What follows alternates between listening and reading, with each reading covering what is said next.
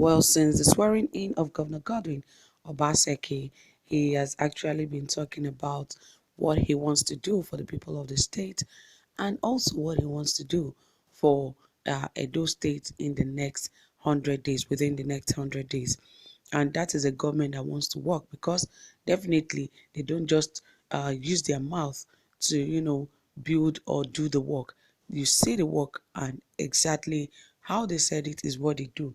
And just because he did well in the first term, that is why he has the same opportunity that he has today to continue to rule even in the second term in office. He spoke to Channels Television about the project he's undertaking at the moment, and in 100 days it will be celebrated. Anyway, guys, let's get to find out what the government of Edo State is planning to do in the next 100 days. Edo State Governor Godwin Obaseki says the priority for his government as the second term gets underway is to hire professionals within the next 100 days. More details will come to you shortly, but before then, please, if you have not subscribed, ensure you hit the subscribe button and also give this video a thumbs up, and don't forget to turn on your notification bell. Okay, right here it says, according to the Governor Godwin Obaseki of Edo State, government is expected to hire 3,000 new teachers and will also be creating new jobs in the agricultural sector. He said this move will tackle the unemployment within the state. Obaseki, who was a guest on Channels Television, also spoke on reconciliation and healing efforts following his re-election. The governor on Thursday said he will not fail to reach out to his predecessors, Comrade Adams Oshomole, if he believes that the former APC chairman has something tangible to contribute to the growth of Edo State. If I find out that Adams Oshomole, has anything to contribute as a citizen of Edo Shore, I would reach out to him, Obaseki stated. The governor, however, noted that at this point in time, he doesn't see any positive contribution that Oshomole can make. Speaking further, Governor Obaseki said his main opponent in the recently conducted Edo State Guber race, Pastor Sage Izeyamu, is yet to reach out to him. Mr. Obaseki reiterated that there is no bitterness, adding that he has said on several occasions that Izeyamu should work with the present government. If he reaches out to me, I will embrace him, and if he has anything positive to contribute to our government, we will welcome such contributions, the governor said. So definitely his project for the next 100 days, like he said, is that he is expected, or his government is expected, to hire 3,000 new teachers. That is one aspect in Nigeria that is not being taken seriously. You go to some of these public schools in Nigeria, you see very limited hands, where the kids, the pupils of such schools are so high in numbers, but the teachers are so limited. How do you want such a nation to grow when there are not enough teachers to even take care of these children, to teach them what they are supposed to know?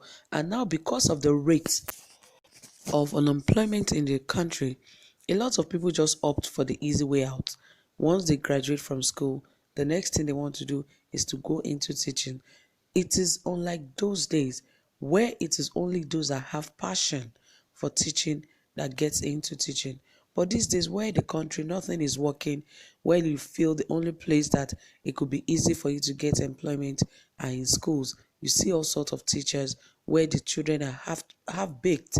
Children are not fully taught. They are not well taught in school. They are just out there, becoming nuisance instead of them becoming, very good people to the society and even make their society grow. But because the teachers themselves are not even well groomed, they find it difficult to groom these young ones. And it is commendable that the governor of Edo State also thought it through, that it is very important that the state actually employs more teachers, because it will go a long way to help the state. It will go a long way to help parents that cannot afford private schools. So definitely, even our public schools should be able to compete conveniently with the private schools. In fact, there shouldn't even be a competition at all.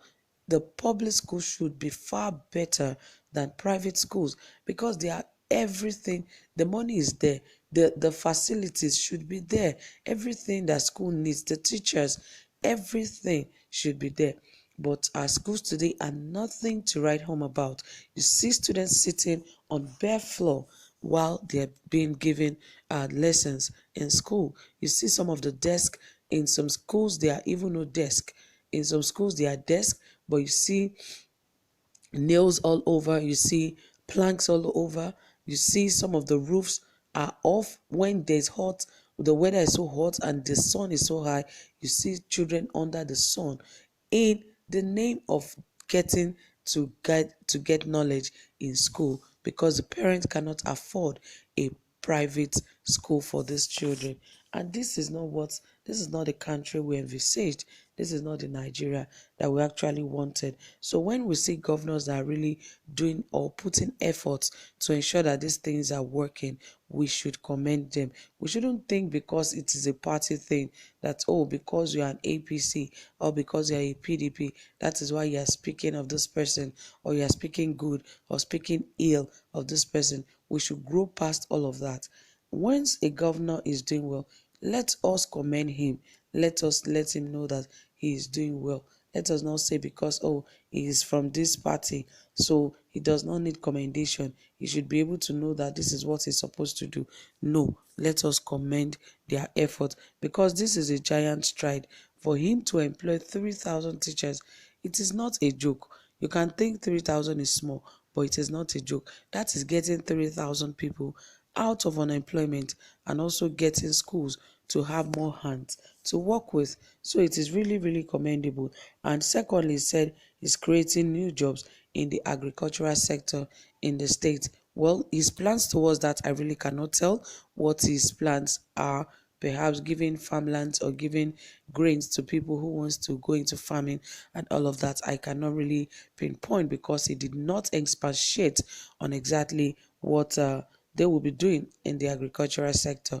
But of course, for every plan he has in the next 100 days is actually commendable. So my people, I don't know what to think about this. Do you really think this is one project that will work in the next 100 days as Governor Godwin Obaseki starts his second tenure in Edo State? So guys, thank you for listening. Don't forget to drop your comments and also give this video a thumbs up. Do have a pleasant time. Bye for now.